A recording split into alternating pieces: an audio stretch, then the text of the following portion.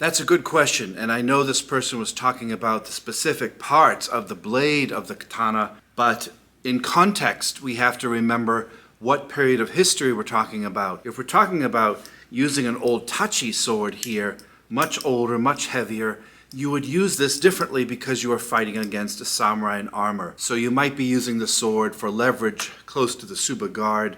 You might be using the middle of the blade or the mono-uchi at the end. In Edo period times, when it was a peacetime and the clothing became more soft, like kimono, and the armor wasn't as prevalent, you would probably use more of the end of this sword blade to cut because you didn't quite need the leverage as much and the distance of fighting. You know, with the tachi, you wanted to get close to the opponent so you could get under the armpits of the armor, close to under the helmet where you could stab in. So often the tachi was used almost like a hammer.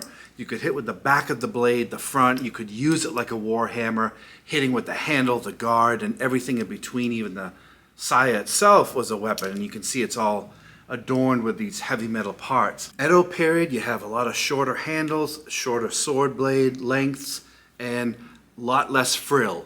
Much more simple furniture, and in some cases, lighter, thinner blades. So I have a non-sharp iaito here. I'm going to touch the blade. I'll wipe it later. This isn't sharp, but it does have the hamon line, and you can see the ha, the edge, and the mune, the spine, and the bohi fuller here. This blade you could break down, we'll say, into three different parts. You have what's called the tsuba guard here and the habaki collar. This first third of the blade is called the tsubamoto, or the guard base, or in some cases the zone of the tsuba. This wasn't used as much in the later periods, as far as we know, for cutting. You could still use this, so if you needed to get a lot of leverage and you wanted to get closer to the balance point of the sword, you might be close to the opponent. This could certainly cut. It was very, very sharp, but obviously if you're swinging, this part is slower than the farther up in the blade where it gets faster. Then you had the middle part. The middle part is called the nakahodo. Nakahodo literally means the middle, or the sei, the control center of the sword, is the middle third. This is where you could often clash swords, deflect, or meet someone's sword in the middle. So this had a lot of power to it as well. Not quite as fast, but still, the whole part of this 3-foot razor blade is quite scary and deadly. The most common is using this part. This is called the mono-uchi. The mono-uchi is the striking area that's anywhere from 6 to about 9 inches, the top third of the sword, where the yokote, the kisaki, down to about here. If you spread out your fingers, it's roughly this far, depending on, of course, the length of the blade itself. But this part, as far as we know, did the most cutting, especially in the later Edo period, because the arc of the sword would come down, you would make contact in here, and then gravity would continue the cut in this arc through the target. Obviously with physics, the farther out you go, the faster part of the sword swing is. So borrowing Bob here, he doesn't mind, he doesn't say much. Here you would use the mono-uchi part mostly to strike the opponent. So if I'm here and I strike down with this kesagiri here, you could see that this part often hits the sword.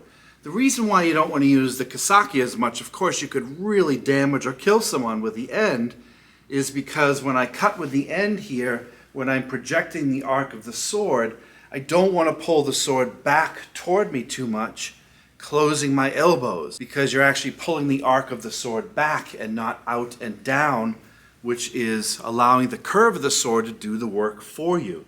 If I'm pulling my elbows down and pulling in, I'm getting more of a pull motion down versus hitting here with the mono-uchi and allowing the cut and the arc of the blade to go almost out and down here, out and down through the target, again allowing the curve and the blade to do the work for you. If I'm here, I'm going to be open for attack, my head gets exposed. So the mono-uchi, if I strike the opponent here, or in this case down onto the men, the tento men here, this is the sweet spot, in my opinion, in the Edo period of fighting, the Iai-jitsu, Kenjutsu. The sweet spot's right about there, and that way when you cut through the opponent, it continues down into the skull and all the brain and all that. Again, if I hit here, it's not wrong, but you're going to just get superficial cutting, scarring, perhaps lose the eyes. If I hit here and I have bad form and pull, I am not doing a service to the blade the way it was designed. But if I hit here with the mono-uchi and then that extended cut goes down and out, it's going to get full cutting power. Now, if my distance is different, which in ninjutsu we use all the time, you get inside the arc of the blade. You could use the middle part of the sword here to cut if you needed, using your shoulder for leverage. I make it down here in the armpit area here, using the sword with leverage. So there are times, many times, depending on the martial art, where you get close and you use the sword with your taijutsu, almost like you're hitting with a hammer, using your body and your taijutsu to draw the cut back across whatever is open there. With a sword, you either want to be far outside the arc or inside the arc, inside the tsuba. You never want to be in the middle of this 3-foot razor blade. So there are times where I'll hit here and move into the opponent if I'm off to the side, across the neck or whatever. There are times where I'll be down here on the body. And there will be times where I'm cutting the wrist off, where I'm quite far out using the mono-uchi, which is what we're talking about today, to hit and cut through the bone there. Once we understand the different parts of the sword, we understand timing, we understand distancing and the way the sword was designed so that the mono-uchi, striking into the target, is the optimal way to hit to get maximum penetration. So many things that we discuss at the dojo here and hopefully in your dojo that are these what-if questions that come up all the time.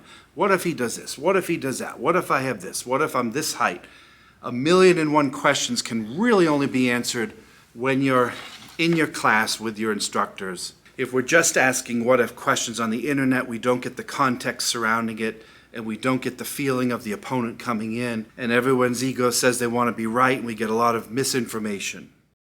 To review, first, third, nakahodo, this part here, close combat, lots of leverage, slower blade.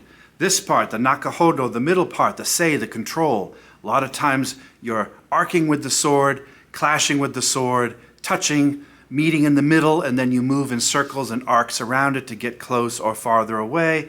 Last part, the last third, the mono-uchi, way up here, the last 6 to 9 inches, the striking area of the sword, where it has its maximum power and speed to go through the different parts of the body. I know it's gross, but that's what this is designed for. The curve is designed to hit and continue down, arcing with gravity through the target.